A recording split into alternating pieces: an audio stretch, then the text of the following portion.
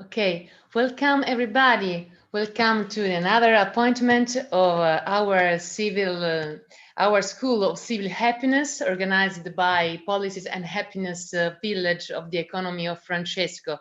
I am Valeria Guarino, a member of the Coordination of People Policies and Happiness Village.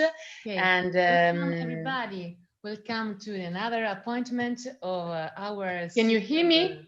Our School of Civil Happiness, organized by Policies and Happiness Village, okay, just the Economy of Francesco. I am Valeria Guarino. Okay, sorry. I am Valeria Guarino. I am a project manager at the Pontifical Theological Institute John Paul II in Vatican.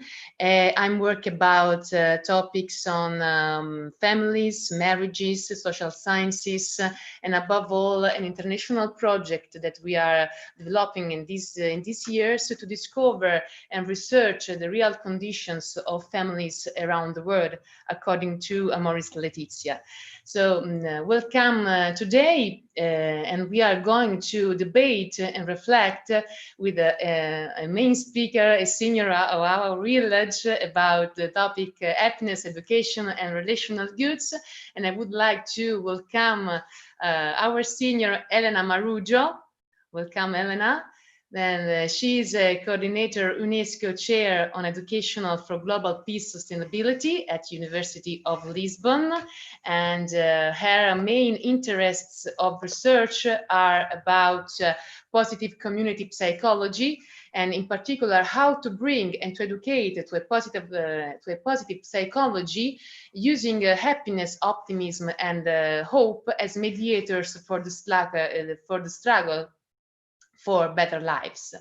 And today we are going to discover how happiness, education, and relational goods are linked among them, and how it's important to change our cultural system, educational system, to educate our young people to express fully their personality, their voice, their realizations, to actually bring a changement at our society. Because I think that it's very impossible to think about a real changement in our society without starting from the single educational of every young people. And unfortunately, today our educational system needs to be a little bit developed in this sense. So with the aid of Helena Marujo, we are going to understand what are the limits of our cultural system, how can we improve towards fully educational to optimism, to a positive psychology, to create a changement in the mind of a single person, in the way that every citizenship can think about themselves as a gift to the society, as how can I say, as a tool to go towards the creation of public happiness and the creation of relational goods that are very principal fire of the creation of a sense of happiness, not just individual, but above all, a public happiness. So I don't want to take up their time. I would like to give the floor to our senior, Helena Marujo, and these moments of debate and reflection will be structured in this way. We are going to listen the intervention of Helena Marujo, and after that we are going to listen for contribution or for discussions that are going to put some questions to her.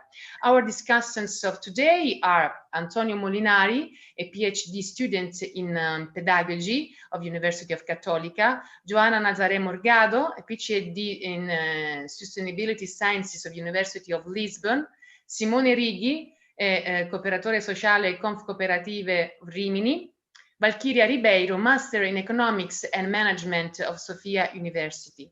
So thank you all the participants of Village and all the participants on the channel on YouTube, and enjoy this meeting and this reflection. Thank you. Thank you so much, Valeria, for a wonderful presentation, a kickoff that really taps into the most relevant issues that I will share with you. It's a privilege to be here. It's a privilege and an honor to be a senior of this wonderful project, Economy of Francesco. And I hope in the next 20 minutes to share a little bit of what me and my team at Lisbon University at the School of Social and Political Sciences have been trying to convey, research, and optimize from the point of view of public happiness and the link with education. I'm going to share some slides. Can you please confirm if you can see them? Can you see them? Yes. Yes. Okay, perfect. So 2 decades of research and promotion of happiness taught me and the team that I work here in Portugal to endorse a relational perspective on happiness, a felicitas publica point of view. I'll give some examples. We did qualitative studies involving, one was involved 1,200 families that live under the poverty line, working with them and asking them from the lay perspective, what is happiness for them? We also did in-depth interviews with 60 persons who really are marginalized from the point of view of economy, but also socially.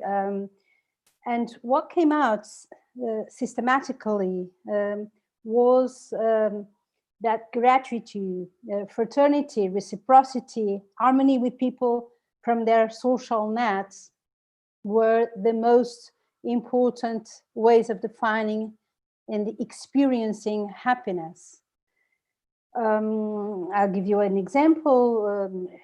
Having a pot of food and being able to share not only with the family but also with neighbors will be one of the examples of an happiness experience for some of these people. We also did, during the economic crisis, several research and intervention projects in the corporate world, where a lot of people were really living in undignified lives or with a lot of constraints from the point of view of economy, with a lot of consequences for their access to cultural goods or education or good quality of life. And again, concepts like closeness with colleagues, compassion, celebrating together whatever the companies was able to achieve, or even the relevance of a solidarity project, being able to share their own knowledge and expertise with the ones who are more marginalized socially, came out as their own ways of seeing, defining, and practicing happiness. So clearly for us, this view of happiness from a point of view of relationships taps with the current trends on education and what's going on in terms of different programs, proposals, manifestos, projects that are emerging, in particular in the last year, 2019, and this year. And I'll give you a brief example of some of them. And they all somehow touch this view of helping people be able to connect in particular ways, and not only seeing education as a project that is too much oriented to preparing people for the work market, and making money as the big purpose of education. making money is not an educational purpose at all, and we need to take that into consideration. So I'll briefly give an overview of the current trends on education, the types of happiness that make sense to bring to the forefront of today's education practices and policies, how this relates to the education we have and the education we want to have, what are relational goods, since some of you might not know exactly what it is, and I'll end with an integrated model for public happiness and education. When you think about what is education today, we really understand that we have a lot of contradictions. The view that education needs to change is absolutely crucial and is more and more voiced by different projects from the Vatican and the Pope Francis, who created the Global Compact for Education project, who is now running exactly with this perspective of being able to help people learn how to deal with their own lives and their own difficulties, sufferings, being able to be resilient, being able to connect with others in harmony, to communicate and relate in respectful ways, but also being prepared to be citizens. So this movement, which is clearly taking us to a different direction regarding how we are formally and informally training people, educating people today, is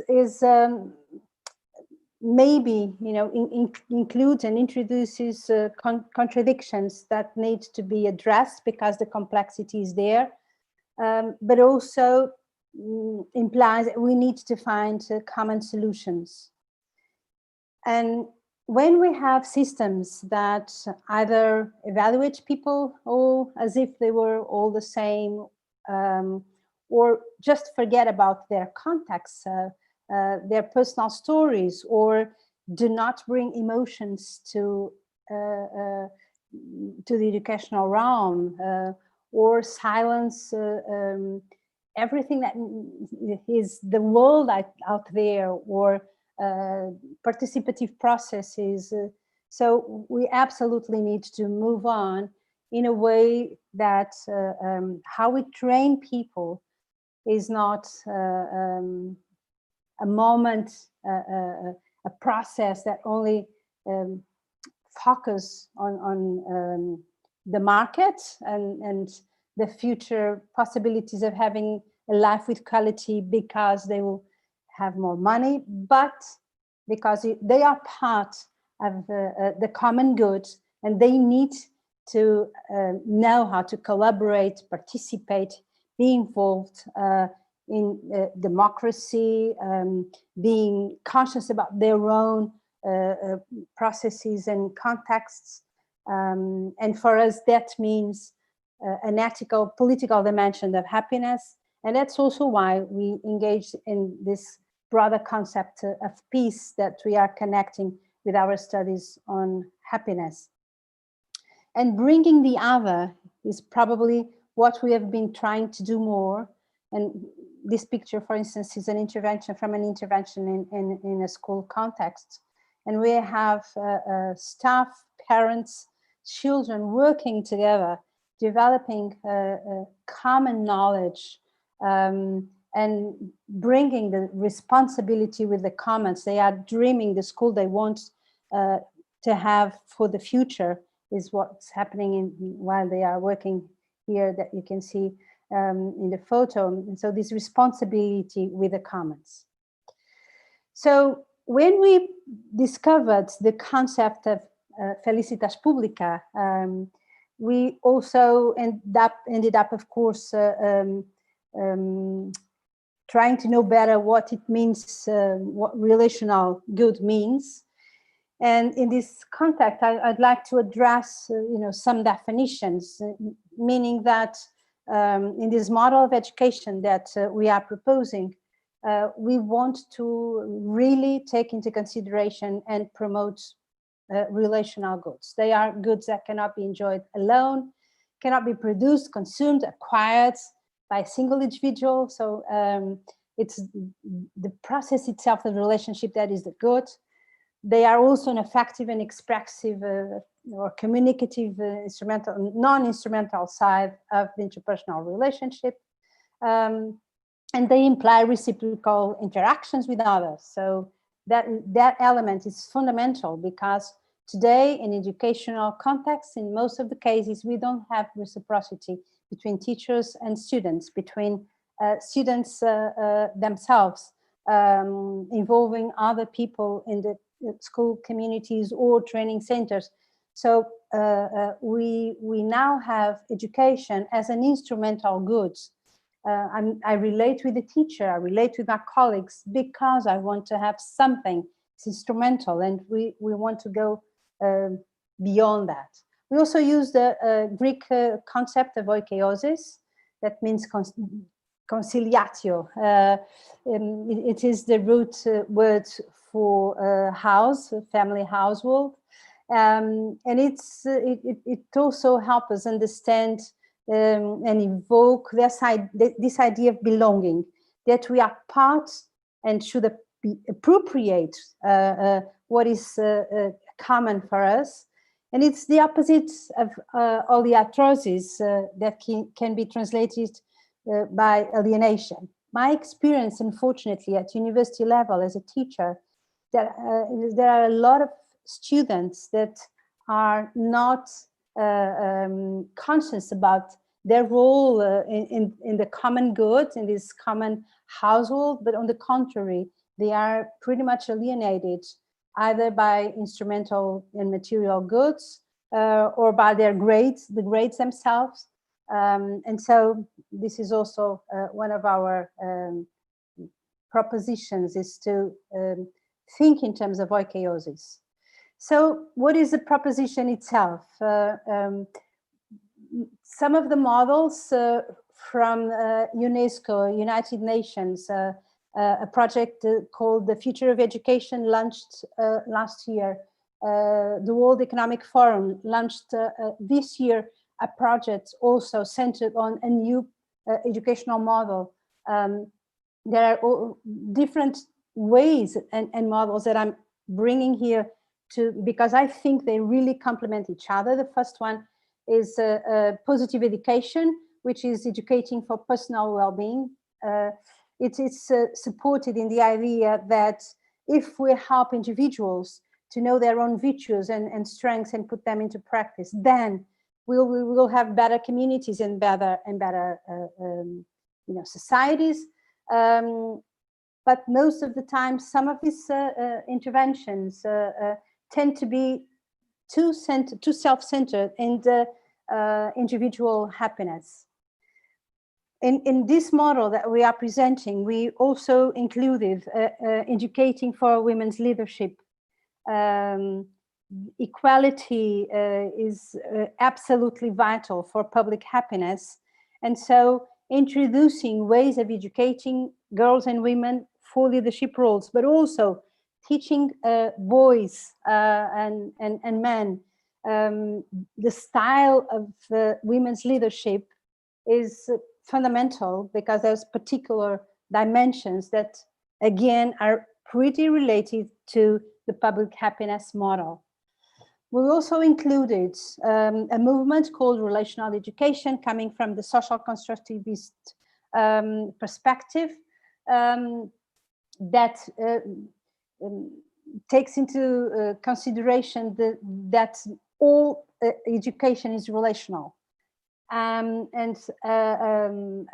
hyper focus on individual and its own productivity or capacity or grades or results is menacing having citizens that are really involved in the common good and involved in reality. So relational education is an interesting way of bringing the idea that the world is constructed socially.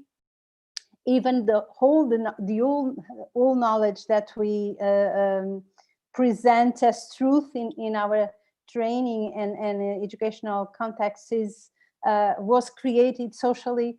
And so it is a way of reminding us to bring relationships as the focus and not the individual to the context of education, but also to pay attention to what is going on outside the walls. So if we construct the knowledge together, we also need reality, not as a factual thing, but something that we work on together. Then there are several models that are concentrated in educating students, younger generations for public life. I put it this way, but I would call it also for relational welfare. Or I can bring here as examples Paulo Freire. We have a Brazilian here that surely knows quite well what I'm talking about, and how Paulo Freire helped to bring the kind of pedagogy that empowers people, that put them in having conditions to see their own struggles and know their own position and function in life, and how and what do they want to change. So movements of global citizenship education, movements of democracy education, movements around transformative education. I included them all here because I think they are educating for public life. And while the first project, the first movement of positive education that I presented is more individually centered, this, I would say, is too much oriented for the outside. So they will clearly, they do clearly complement, because we need both. We need to address both at the same time. We need to strengthen the resources, the relationships, the communities, the classrooms, the schools, the training centers as communities, so that we can create positive and sustainable life courses for everyone now, but also with this protective vision regarding the future, the environment, and so on. And finally, peace education is also, we believe, a relevant asset, with specific and particular models and proposals also. Peace is a universal good, as we heard in one of the conferences of the Village of Peace and Business recently. But is unfortunately there's not much people paying attention to it, although it's absolutely relevant for financial and economical reasons, for quality of life, for health in people. And here we use a model that includes negative peace, which is preventing or dealing with conflicts and violence, but also and mainly positive peace, which means helping the educational process pay attention to social justice, equality, sustainability, and all these structural issues that will make institutions more capable of preparing persons that are harmonic with themselves and able to have their own spirituality and inner peace, but also that know how to communicate in a non-violent form, that know how to cooperate and to fight for equality and justice. So to finalize, providing spaces that allow for the emergence of dialogues, of transformation of collective consciousness, through conversations, through moments where people actually can decide, coordinate meanings for what they want for their future and for their communities, and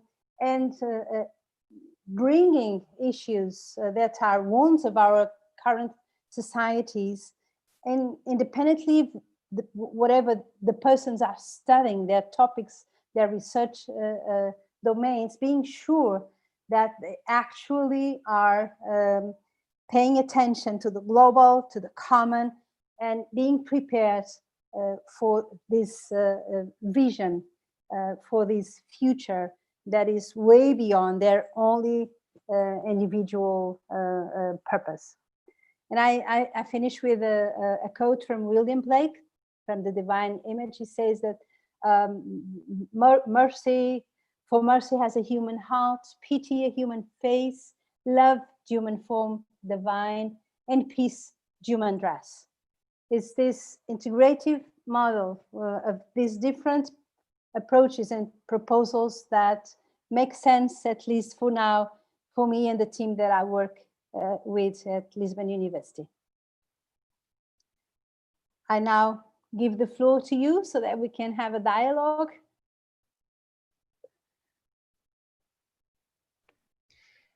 Please, I give the floor. So thank you, Helena, for your speech, for your wonderful speech, so inspirational. So many thanks. So I would like to give the floor to the discussants. They will pose you some questions. So up to you. Many thanks, Professor Marujo and Valeria. I'm very pleased and enthusiastic to be able to talk about the relationship between happiness, education, and relation good, because I am a PhD student at Catholic University on the use of pedagogy of organization. And I try to understand how the environment could support and enhance people standing for the natural also environment as a enable context. And I would like to focus on three little fundamental aspects that you had mentioned. The theme of the skill in the happiness and the education system, the environment has an educational context to learning, and the need for the program and the pact with the community. Regarding the competence, as you said, that is a formal and informal education, and how the education could contribute to happiness. In the literature, there are many references to definition of competence. And for example, the division knowing how to be, knowing how to do, soft and hard skill, up to emotional competence. So I would like to ask this question. Instead of talking about skill, could we talk about virtues? Virtue could be a competence in the perspective that skill are relation group. For me, the skill are relation group. Because when people feel competent, the people are happy and important contribute to, and they can contribute to the well-being of society. In this case, education has the role of supporting and empowering, how you said, the people to find their telos and the purpose, and oikoiosis, being at home, as I said. Second question, in your opinion, how our environment could contribute to learning, such, for example, outdoor education, contribute to happiness of people? And in the end, I would reference to the Pope announce the global pact of education next October. It is important and necessary create a solid, authentic, and free relationship with the community, with the institution. Which language should be used when we turn to the politics to create a civilization of love? I would say the Pope Paolo VI. Thank you very much. Wow, pretty complex and Fascinating questions. Thank you so much, Antonio. Regarding the first one, I think the concept of competence is too much related with inter-individual or intrinsic value. And virtues has a more relational perspective. Somehow, at least as far as I know, everything that involves training of competencies is usually approached from a very individualistic point of view. Even if it is for in the future, how can I use these competencies to contribute to the collective? But I think we have to be thinking about that from the beginning, not as an end. I'll develop my individual competencies and then I'll contribute to the community. I think those things need to be more developed at the same time. We are very we divide things a lot. We are very Cartesian. And you're really, you touched an important topic when you say that when people feel competent, they really feel happier. And there's a lot of research on my own field of positive psychology showing that when we are putting our strengths and virtues into practice, we actually tend to enhance our individual well-being.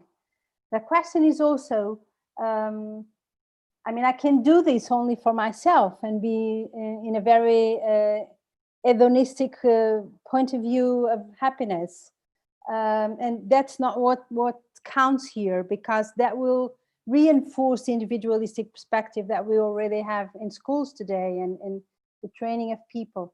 So yes, bringing the competence, putting people doing the things they are good at, helping them develop their own consciousness about their strengths and virtues, which is one of the areas of the positive education movement, is really relevant and clearly will impact individual well-being. It also needs to be translated into collective consequences. And we know that some of what can be called collective virtues, like gratitude, for instance, compassion. We are doing a lot of research on compassion here on the context of organizations and the labor world. And those types of virtues will also at the same time contribute to the collective. Second question, the outdoor, fundamental. Absolutely. We cannot continue to be inside walls, separated for whatever is happening in our communities. So every school that is really engaging students, for instance, to relate with the community where the school premises are, and even creating solutions for the community, and several of them with environmental consequences, good environmental consequences. And I know a few examples of projects here in Portugal of schools that are doing this training, helping their students go to the communities, finding their problems with the water or cleaning the green spaces, and they are bringing their own research strategies, and I'm talking about very young children. So absolutely outdoors in every way. We need to get out of our walls. And finally, the language for politics. That's probably the most difficult one. We, like Nussbaum tells us, that we need to bring the private emotions to the public realm, right? Bring it more. I know a school here in Portugal that spent several months debating among the teachers and with the director of the school if the word love should be and could be, and if it was adequate to be in the regulations of the school. And they had this huge debate. It was not immediate. It was a school. So yes, our role has to be to change the language, to bring these narratives, to make common that we can talk about these things when we are in higher education or with youngest. So I don't know if I answer your questions, Antonio. Thank you for. Yes, very much in very fast, but very, very. Thank you. Fantastic. Thank you. And now we have Joanna. Hi, Professor Helena. Thanks so much for your presentation. It's yet again very inspiring and leads us all to immerse ourselves into this question of well-being, relational goods. And so I am a PhD student in sustainability sciences. And I was questioning myself with well-being and sustainability, and I came across this study, this Finnish study, that they say that in the relational conception of well-being, they describe 4 dimensions of well-being from the point of view of sustainability. So. And they form a harmonious and interrelated whole. These are having, loving, being, and doing. Well, until now, the idea of having that has dominated our societies is used especially in the form of possession and consuming more. And the sustainability transition, on the contrary, urges us to give more attention to loving, being, and doing in the sense of meaningful and ethical activities instead of, say, being busy all the time and making money. And at the same time, the dimensions illuminate the importance of interconnections of mind and body, as well as the interdependency of the people and the planet. So the later dimension, doing, refers to this interconnection with the people and the planet, with the social and the natural world. And for instance, studies indicate that individuals who work fewer hours engage in more environmentally friendly behaviors and have smaller ecological footprints. Also, with the dimension of loving, the development of connective and compassionate relations from early on will improve our well-being. Just look at the child that is well nurtured, right? And yes, meaningful ties include not only other people and our communities, but also our relations with non-human animals and nature.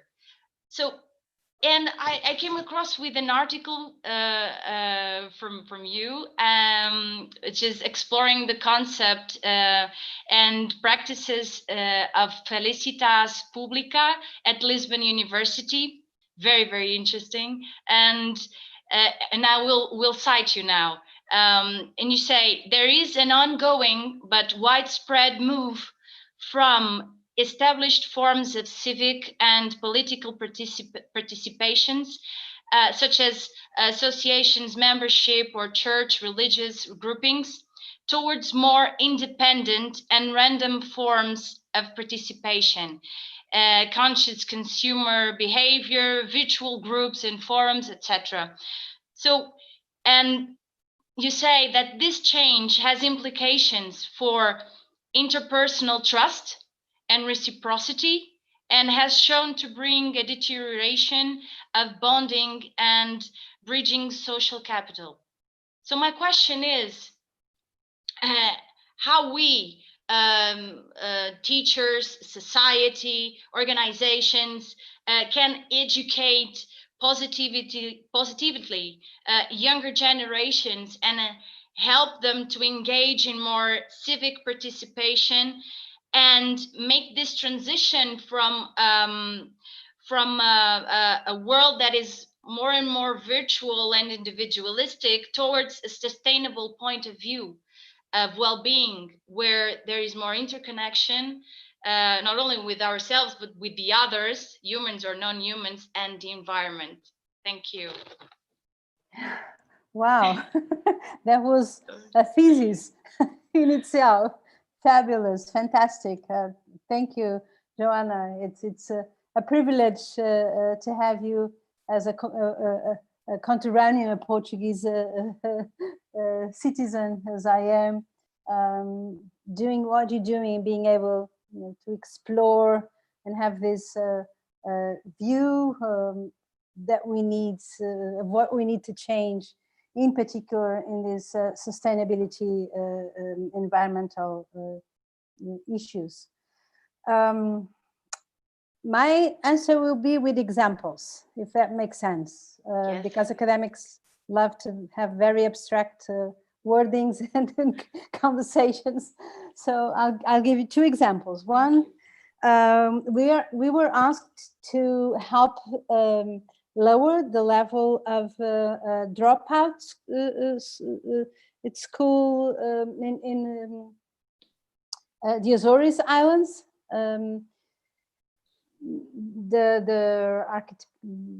The archipelagos of Azores was, I don't know if it is still the case, but in Portugal, the area with the higher dropouts, school dropouts. And so what we did was, first of all, to translate this into a positive frame. What do schools, communities, and what do they want to have instead of school dropouts? And then we began a conversation about meaningful lives, about contributing to the collective, of living with motivation, of coming to school to be engaged in projects. And so the first thing was to create moments of conversation where we involved everyone that was interested or relevant in the community around the schools that were involved in the project, from the banks, people that were working in the banks nearby, or the cafe, the health center, students that had dropped out of schools with students that were the top of their classes, people with very vulnerable economic circumstances, with people that were considered the richest of the community. We put them together using two models that we really like to work with, which is the World Cafe methodology and the appreciative inquiry, which means that all the questions are addressed in a positive, appreciative way, and we go to the past asking questions about the best that happened or the best of us in the past. And then we dream together where we want to go. We design the future from those dreams that emerge from those dreams, and then we implement them and create the destiny. And so we did in several of these islands, several moments, and it was incredible from the point of view of seeing students that have dropped out from school really engaged in trying to be the ones leading a new project so that other students will not drop out of school. Wow. Working with nuns that also offered to participate in the project, or with a social worker, or And then they create their own projects. It was their own thing, not someone telling them what is a good project to put in place so that you can protect your environment or create a new, different model of education in your school. And so this implies that different projects emerge, very specific to each community. And this is one example of something that it makes sense to us, and somehow was also in the paper that you in the chapter that you cited, we did in the different schools of Lisbon University. Another example, I for several years taught in my school psychology courses for students of social work. And one of the things that it was in my mind was that they were going to work with people that will have to express to them their own vulnerabilities, either if they had, domestic violence or were unable to put food on the table, or if they had drug addictions or whatever. So it didn't make sense to me that they were together for 3 years studying in the same group without knowing each other's names. This was what was happening. So we just decided together to create moments of conversations that were part, that allow us to bring our own person, not only me as a student, Yeah. or me as a teacher, but me as a human being. Yeah. And I had the most impressive, beautiful, and painful stories that the students brought to class. We are talking about 40, 50 students in a class. And I remember, probably those were the classes that were more impactful to me and for them ever. They brought stories like how they felt guilty because they, the year before, they should have get out from school the particular day and go to see if the grandfather was well because he was not feeling well in the morning. They decided to go to play football, and when they arrived, when he arrived, it was a boy, the grandfather had a stroke in those couple of hours during where we went out to play football instead of taking care of grandfather.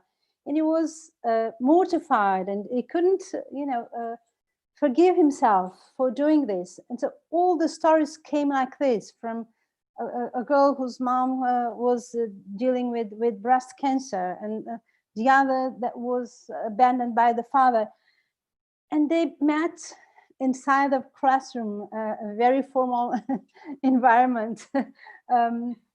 They met each other as human beings with vulnerabilities. We created trust in a way that then allowed them to prepare themselves to work together and collaborate to help other people, which was what they were going to were being trained for, actually. So I had students from minority groups saying they didn't feel they could trust their colleagues to know that they were gypsies, for instance. So they were silencing this part of them. So the vision is to bring these things up so that we actually feel part of a community. Okay. Thanks. I don't know if I answered. Yes, you did. Absolutely. Thank you so much. Thank you. Yes, here I am. Yes. Thank you for the great opportunity, and sorry for my bad English. I'm Simone Righi. I earned a master's degree in management for social economy at the University of Bologna, the course founded by my mentor Stefano Zamagni. And I work for Conf Cooperative, the main organization representing, assisting, and promoting the Italian cooperative movement. In my dissertation, I studied the relationship between economics and happiness, starting from the famous Easterlin paradox. what I realized is what Professor Marujo talked about, because I realized that more and more theories show that relational goods are the most important factor of happiness and of the Aristotelian human flourishing. Therefore, I think that the key is to place relational goods and the related values like reciprocity, empathy, as the foundation of our social and economic system. Professor Marujo has explained some good practice and very interesting projects. Another example is the cooperative movement. So I work for the cooperative movement. Cooperatives take care of human relationships between workers, between members, community, etc. And cooperatives take care of the common good into the market economy. So this is their vocation and their value. Basically, cooperatives work for public happiness. So there are a lot of good examples, and I don't want to be banal. I really think that goodness will win because there is no alternative for our future. But I fear that what we are doing is not enough. I often say that cooperation, common good, intrinsic motivations, kindness are not so fashionable nowadays. I think that's the problem. This is, for example, demonstrated by growing inequalities, by violence and hate episodes we are experiencing all over the world. Everyone can practice reciprocity and empathy, but I think that everyone needs to be educated to understand that these values are important for their own happiness and for public happiness. Individual happiness does not exist without public happiness, and it's essential that everyone understand it, especially new generations. So basically, I think that we need an important and brave change of educational paradigm oriented to a relational education, empathy education. So my question is, how can we do this big cultural step? And the economy of Francesco is a wonderful global community. So I think it's interesting to ask Professor Marujo what each of us can do to promote this change. So thank you. Thank you so much, Simon. I really compliment you on your dissertation and how important and the importance of studying the cooperative movements from this point of view. So I hope to be able to read it when you finish. So I'll be really interested in connecting with it. My answer to your complex question, my humble answer, is first of all, this is the time. I really think that everything is pointing us in the direction of this change, and that education is, as Martha Nussbaum says, you know, it's the soul of our society. The school system, it's its soul. So it really needs, you know, courage, people with courage to be able to bring new practices, to engage and even to test and research new policies, to try to get to the ones who have the power to decide, bringing, you know, collective results and visions, so that this gradually begins making sense. Mostly societies change through small groups, and the change then grows. So baby steps is a good way to look at it. If we have several small changes and movements in our countries around the world, and we do have, this is really happening now, then hope is there for bigger changes in the future. I also think that one answer is training the future leaders. That's why we include the leadership, the women's leadership, as one of our fundamental dimensions. So when we study women's leadership, there are particular elements and characteristics that can be put into place by men or women, but this specific way of relating, of being more able to collaborate, to listen, to construct in a collective way, to bring together people, to have emotions as part of the process. There's a lot of dimensions that I think needs to be trained in the younger generation to help emerge more clearly these new words, these new ways of relating, and then gradually things will continue to change. Just to give you another example, we did a study with very young children, 7, 8-year-old children, and when we asked them, and when we try to evaluate the types of how they were putting leadership into place, the strengths of leadership, what we found was that at this age, they told us that they will only be able to be leaders in their own groups inside schools and so on, if they would behave badly. So they couldn't see leadership as something that could be implemented if they were doing good.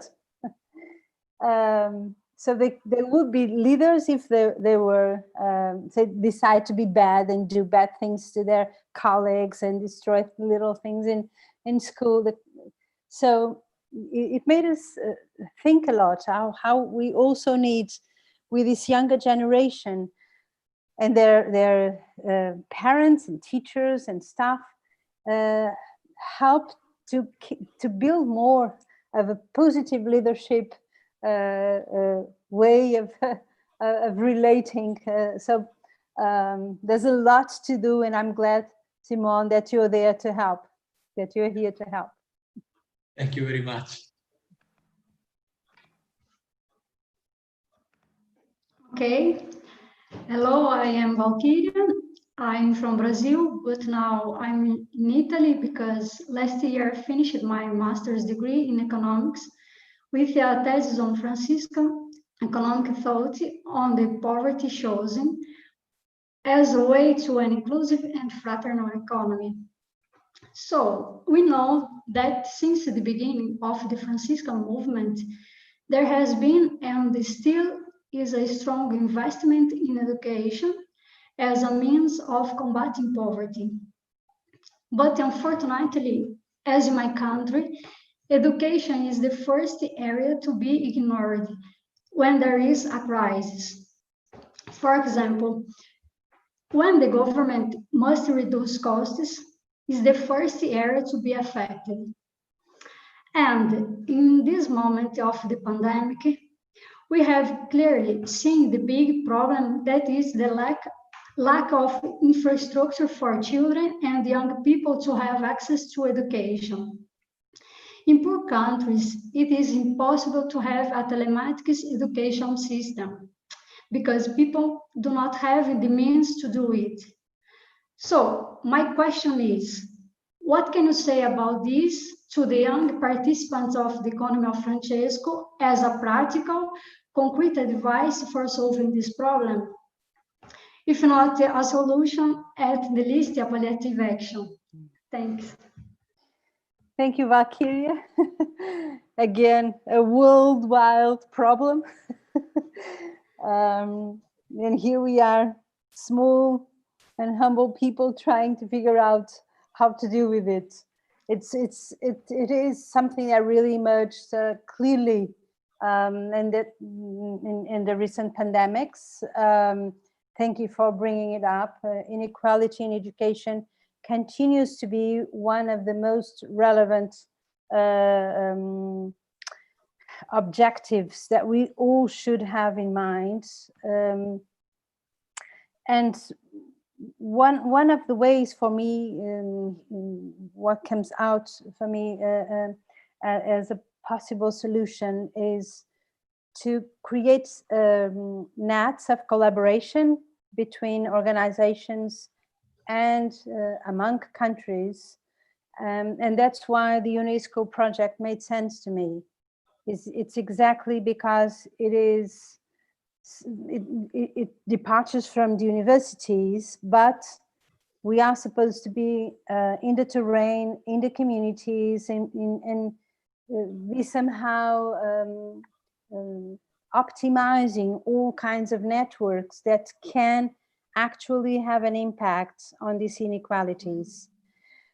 Sometimes through smaller solutions like solidarity projects. We have one going on now. It's called Humanity for Hope Global Movement, which implies at the same time that we have researchers that offer their knowledge through webinars that are in a platform that people can access during a whole year. And we talk about, you know, education, well-being, sustainability, or different kinds of topics from international renowned specialists. And with the money that we gather, we are intervening and helping communities in Brazil, for instance. We have more than 50 volunteers working, translating the videos and from Brazil and Portugal, but we are, you know, bringing these small ways of being solidary with the ones that are suffering more. So this is just one example of something smaller, or through bigger projects that actually tap and touch the most relevant topic. One is a project that involves girls in Africa, girls that are being trained to be leaders in their communities and help the younger generation and of women to keep going to school.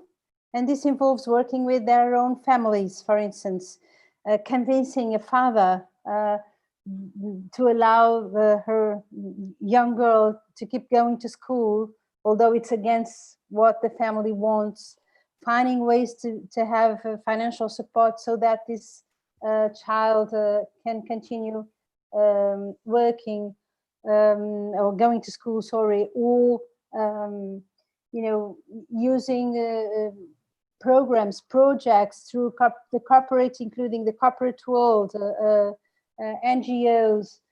We had one here recently, just to help students who didn't have a computer to be able to continue following classes during the pandemics. So we are very creative as human beings. The thing is to be together, to do this, to give hands and imagine debate as we are doing today, bringing our own resources and virtues, individual and collective, activating the resources that we have in the communities, because a lot of the solutions are already there. We just need sometimes to bridge, to make bridges amongst the one who have the resources and the ones who don't. And this implies that they connect, that they recognize each other as human beings, and that they reciprocate the process. Again, some of these movements, unfortunately, do not empower people. So we need to be very attentive about what we are doing, so that to be sure that we are not creating more dependency for, instead of making people feel that even if they are receiving something that they don't have, they are also invited to give something back. I'll finish with another example of an intervention in a poor community, where we gather around 50 women and that were living in very, very difficult economic conditions, and most of them without being able to go to school at all. But they were educating a new generation. What was done was to invite them to share their own strengths and competencies, and put them sharing them with community, while at the same time they were receiving things they needed. And again, this reciprocity process is vital if we want to fight poverty, if we want to create projects that no longer put people in a hierarchy of the ones who give and the ones who receive, but that actually recognize their own strengths and know where to put them in practice, and know that they are also contributing, even if they need other staff that for some reasons for this inequality society that we created, for some reason they couldn't get it because they are unemployed, or they didn't have the possibility to study, and so on. So with you in Brazil or Italy, with everyone that is involved in this project, we have a very bright future ahead. If we keep together and we keep investing in this idea that education is vital, and the kind of education that promotes public happiness and peace will be probably the most important horizon that we have in front in the next years. Thank you, Valkyria. Okay, thank you. Thank you, Helena. Thank you, Helena, for your for your debating of these our discussions, and thank you to them for their very interesting questions for you. Not so easy, obviously, but thank you. And so, if you agree, we have 2 questions from YouTube and from the chat, but we had just 1 minute to answer that. So, if you agree, just 1 minute to give a word to them. Okay. The first question is from Margherita Triduzzi, food sociologist from Italy. That question: thank you, Helena, for your intervention and work. It's really inspiring. I would like to know if and where was applied this model. Could you provide us some example? Thank you again. Model about your means speaking. I've tried to give some examples. Because I saw the question, so hopefully I already answered with examples in Portugal and abroad. I don't know. No, some example for your model on the education that you presented in your first presentation. Just some examples. Yes, abroad. Just practical example of that. I'm not sure. I think. Well, an example was also what we did in our University of Lisbon. So we just gather students, teachers, staff in every school. And we did a World Cafe with questions around what was public happiness for them, and how were they already contributing for it, and in particular, how could they see that they could contribute for public happiness of the city, because it's Lisbon based, Yeah. But also from the point of view of their own scientific areas, you know, from law, law school, from VATS, from biology, how could they contribute more to public happiness? So it's another example of something we did. Okay, thank you.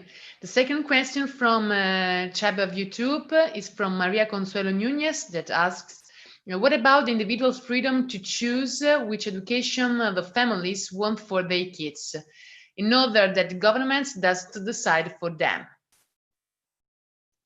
Do you understand?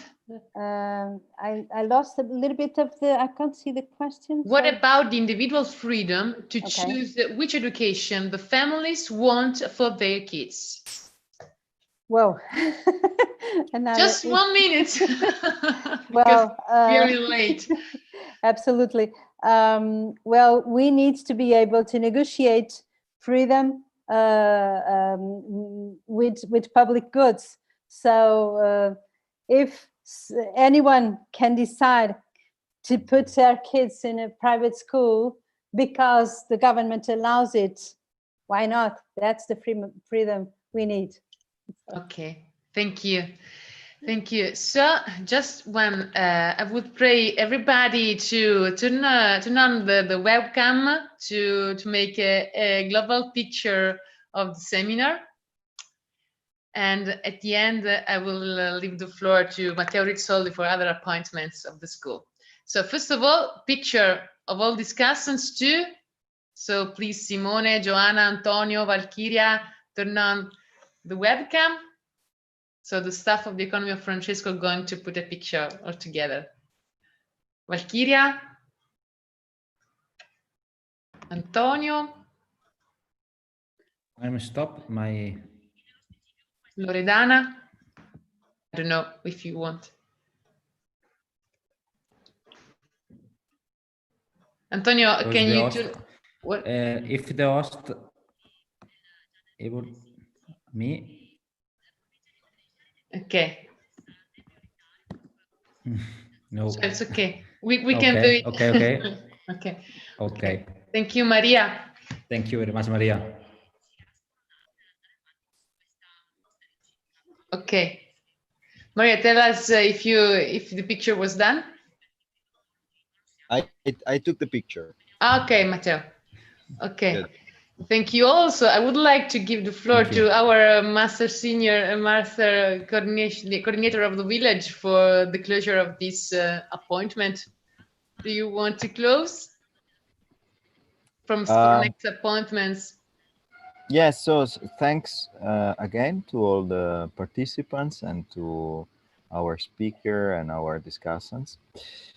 So next Thursday we will have our last work cafe before the summer break, or at least summer from those of us who live up here in the north.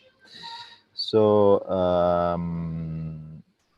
let me share the screen. You have probably seen it already. Our lift left on the second work cafe we will have the theme, as you know, we are facing these weeks is the oeconomy, which is this word that is deeply roots roots the economy into the household. So we will, yeah, FaceTime. So Siri seems to get into the way. Okay, so but now we will have our work cafe. Yeah. So, but in order to, sorry, not the work cafe, we'll have the circle time.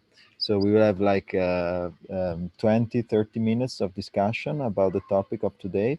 But this time I will ask everybody here on this Zoom channel, but also people on YouTube to join us. So to click the link that has been sent. So we will change from this room to a new one, because so we can also do the breakout rooms. So I will ask you to just close this room, and by using the link that is on the chat. If you look at the chat, there is a link there. I typed it again just so everybody sees it. Click on that and see you there in 1 minute. Okay. Bye.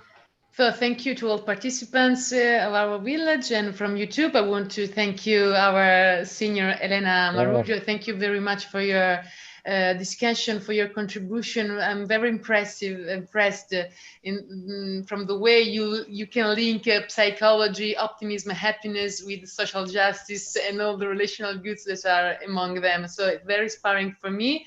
And thank you even for your work as a senior of Policies and Happiness Village, because we know that you are very, very involved in it. So thank you. To the next time. Bye.